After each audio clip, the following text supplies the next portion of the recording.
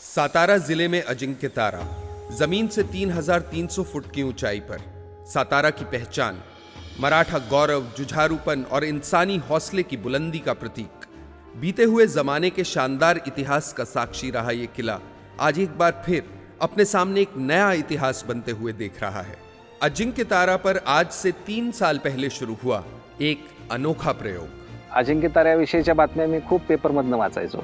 सातारचं मानबिंदू असणाऱ्या अजिंक्य ताऱ्याकडे सरकारचं दुर्लक्ष। मी म्हटलं सरकारला ठोकून काढण्यापेक्षा आपण काही ना काहीतरी काम करू शकतो। अजिंक्य तारा की हालत सुधारने के लिए नागरिकों से सहयोग की अपील की गई। अखबार में इस अपील को पढ़ के डॉक्टर पोल के अलावा सिर्फ 2 लोग ही अजिंक्य तारा पहुंचे। म्हणजे 3 जण आलेत ह्याचाच मला आनंद होता।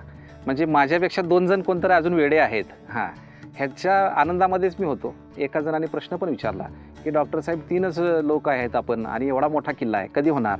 तर मी त्याला उदाहरण दिलं की काडीपेटीच्या मध्ये काडी केवढी असते, अतिशय छोटी असते, पण एक काडी अख्खं जंगल पेटवू शकते। तसं आम्ही आज 3 जण आहोत, पण भविष्यामध्ये निश्चित त्याचे 30 होतील, 300 होतील, 3000 होतील। डॉक्टर पोल की सोच सही साबित हुई।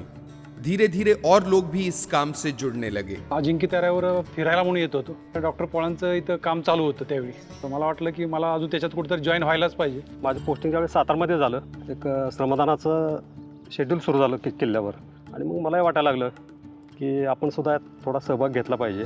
किले की साफ सफाई से शुरू हुआ ये काम धीरे धीरे पानी के संरक्षण की तरफ बढ़ा, क्योंकि पूरे महाराष्ट्र की तरह सातारा भी सूखे की समस्या से जूझ रहा था। पण रोज आल्यानंतर माझ्या इथं लक्षात आलं की अजिंक्य तारा ही जलसंधारणाच्या कामासाठी एक उत्तम मॉडेल होऊ शकतं। हा माथा आहे, साताराचा माथा हा आहे। ह्या पायथ्याचं पाणी वाढवायचं असेल तर माथ्यावर काम केलं पाहिजे। जल संरक्षण की वैज्ञानिक पद्धतियों का इस्तेमाल करते हुए किले के आसपास काम शुरू किया गया। आम्ही पहिल्यांदा जे जलसंधारणाचा पाया म्हणतात CCT सलग समतलचं त्या घ्यायला सुरुवात केली। ज्या ओघळी होत्या की त्या ओघळीवरती दगडी बंधारे बांधायला सुरुवात केली, जेणेकरून इथं मोठ्या प्रमाणात दगड पडलाय, त्या दगडांचा आम्ही उपयोग करून घेतला। कारण म्हणजे मग काय की पाणीचा वेग कमी होईल, माती खाली जाणार नाही। अखंड 1.5 किलोमीटर बांबूची रांग केली आहे की जेणेकरून जमिनीची धूप होऊ नये। 6 ते 6,500 झाडं लावलेली आहेत, त्याच्यामधली 99% झाडं आमची टिकलेली आहेत। ह्याच्या मागचं कारण का मुलापेक्षा जास्त प्रेम आम्ही झाडांवर करतो। 3 साल के निरंतर प्रयास के बाद इस काम ने सातारा के जल संरक्षण में एक बड़ा योगदान दिया। शहर में पानी का स्तर उठ गया। बारिश कम होने के बावजूद सूखे और बंद पड़े कुओं में एक बार फिर कंकड़ों की दस्तक पे पानी जवाब देने लगा। उन्हाळा इतका आहे, आता पाऊस नाही, पाणी नाही, यावर्षी अजिबात बिलकुल पाणी नाही। तरी पण आजची जी पातळी बघतोय आपण ती जवळजवळ 15 ते 20 फूट पातळी आहे पाणी। इथली जी तळी आहेत त्यामध्ये जर बघितलं आपल्या तर इथल्या देखील जवळजवळ सर्व तलावामध्ये आता पाणी आहे। उजाड़ हो चुका जंगल फिर उगाया, पशु पक्षी लौट आए। सिर्फ 40 लोगों के हर रोज 2 घंटे के श्रमदान ने एक इलाके की काया पलट दी।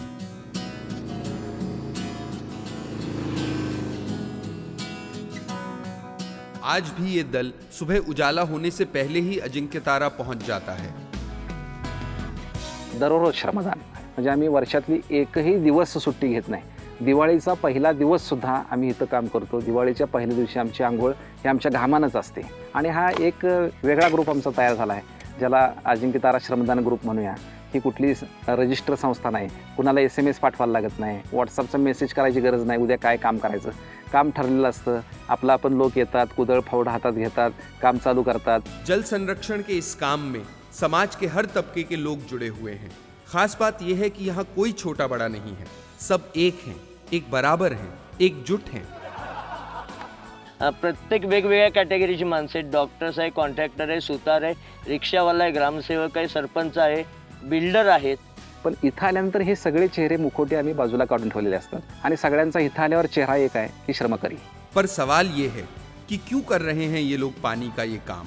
मी या समाजात राहतो, या समाजातून मला काहीतरी मिळतंय, मग मी समाजाचं काहीतरी देणं लागतो म्हणून वेळ काढतात 1-2 तास। फक्त आपली पुढची पिढी किंवा त्याच्यानंतरच्या काही पिढ्यांसाठी आम्ही हे जीव ओतून काम करतो की त्याचा फायदा आमच्या मुलाबाळांसाठी, समाजासाठी व्हावा। 2 हात फक्त तुमचे द्या, कुठल्याही पोकलँडची गरज नाही, मशीनची गरज नाही. निश्चित जलसंधारणाचं उत्तम काम करताच येतं. हे सगळ्या गावामध्ये करता येईल. जे अजिंक्यताऱ्यावर आम्ही केलं आहे हे गावातल्या प्रत्येक खेड्यामध्ये देशातल्या आपल्या करता येईल. आणि अशा प्रकारचं जर का प्रत्येक गावानं काम जर हातात घेतलं तर महाराष्ट्राचा पाणी प्रश्न हा निश्चित चुटकीसरकी सुटेल. आज हम सब पानी के संकट से जूझ रहे हैं. हम सब की जरूरत और ख्वाहिश है पानी. लेकिन पानी की ख्वाहिश क्या है? पानी की ख्वाहिश है समाज का एक साथ आना, समुदाय का एकजुट होना. क्योंकि जहां लोग एक होते हैं, साथ में आते हैं, वहां पानी जरूर आता है. अगर सिर्फ 3 साल में 40 लोगों का श्रमदान इतना बड़ा बदलाव ला सकता है तो सोचिए अगर महाराष्ट्र के हर इलाके में लोग एकजुट होकर पानी के इस काम में आगे आएं तो कितनी बड़ी क्रांति हो सकती है. और इसी भावना से प्रेरित होकर पानी फाउंडेशन अपने काम की शुरुआत कर रहा है कि जब हम सब एक साथ आएंगे, समाज में हर एक तबका पानी की इस एक छोटी सी ख्वाहिश को पूरा करने का मन बना लेगा, तो वो दिन दूर नहीं जब हम अपने लिए एक सूखा मुक्त महाराष्ट्र का निर्माण कर पाएंगे. अजिंक्यताऱ्यावरनं हा संदेश आपल्या गावागावामध्ये घेऊन जावा आणि जलसंधारणाचं एक उत्तम मॉडेल आपलं देखील गाव करावं आणि आपलं गाव सुद्धा अजिंक्य करावं.